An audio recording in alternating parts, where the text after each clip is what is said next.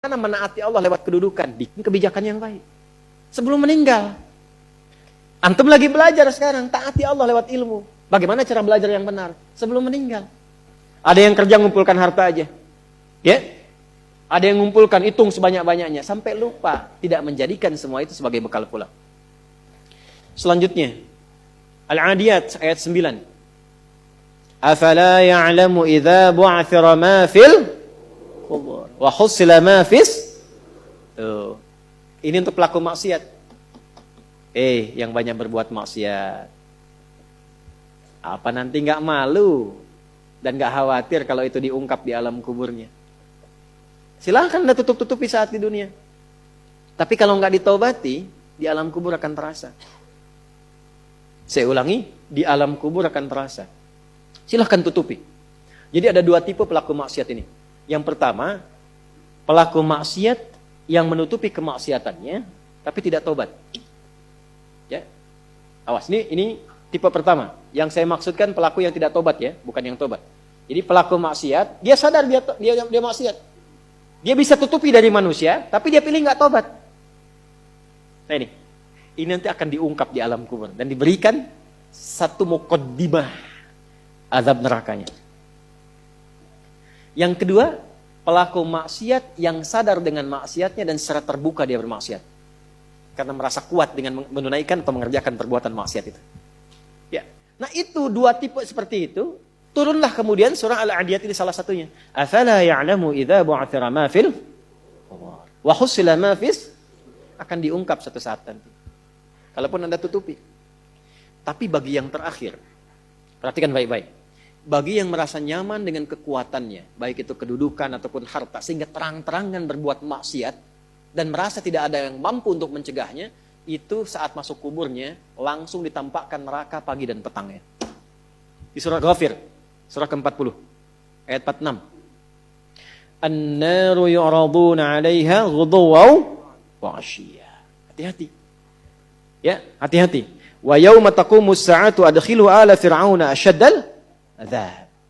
Jadi maaf, orang-orang yang maaf sekali gemar mengumpulkan harta hanya untuk pamer saja, untuk mengoleksi dunia, tak pernah punya visi hidup untuk pulang, maka mesti hati-hati. Alhaakumut taka.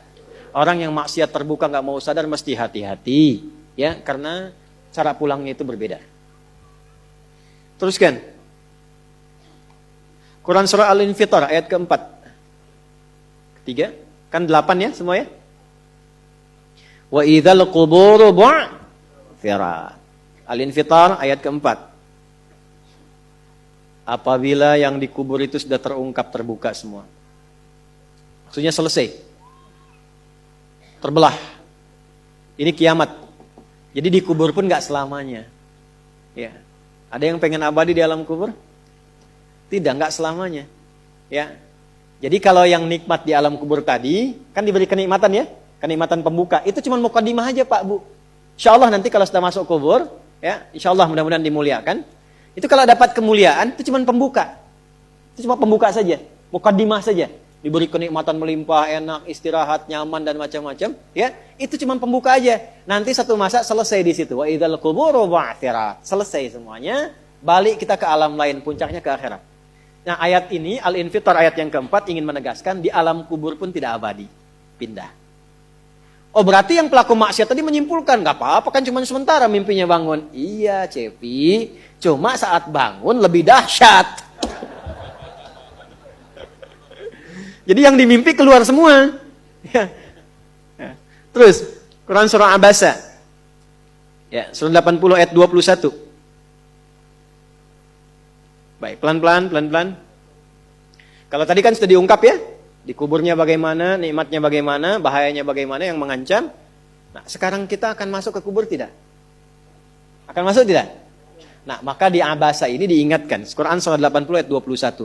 Thumma amatahu fa'aqbarah. Orang yang hidup itu satu saat pasti akan diwafatkan. Kalau sudah wafat akan dikuburkan. Di semua kita tidak ada yang bebas dari penungguan di alam kuburnya. Tadi tunggu. Ini, CAQ semua kan? Calon alam kubur. Kita akan masuk nih. Jadi Allah sadarkan mumpung masih hidup, dari dua kejadian tadi, ambil ibrahnya, siapkan diri kita, karena kita nggak akan bisa menolak kematian. Kalau sudah wafat, pasti dikubur. Teruskan dulu ya, kita agak cepat. Al-Mumtahanah ayat 13. Sudah? Ini nyambung semua ayatnya, indah sekali. Jadi kalau kita sudah sadar, ini resiko kebaikan, ini resiko keburukan, dan kita tahu akan wafat, akan dikuburkan, bagaimana cara persiapannya? Supaya nggak lalai tadi ya. Maka Al-Mumtahanah ayat ke-13. Ya ayyuhalladzina amanu la tatawallaw qauman ghadiballahu alaihim. Qad ya'isu kama ya'isal kuffara min apa?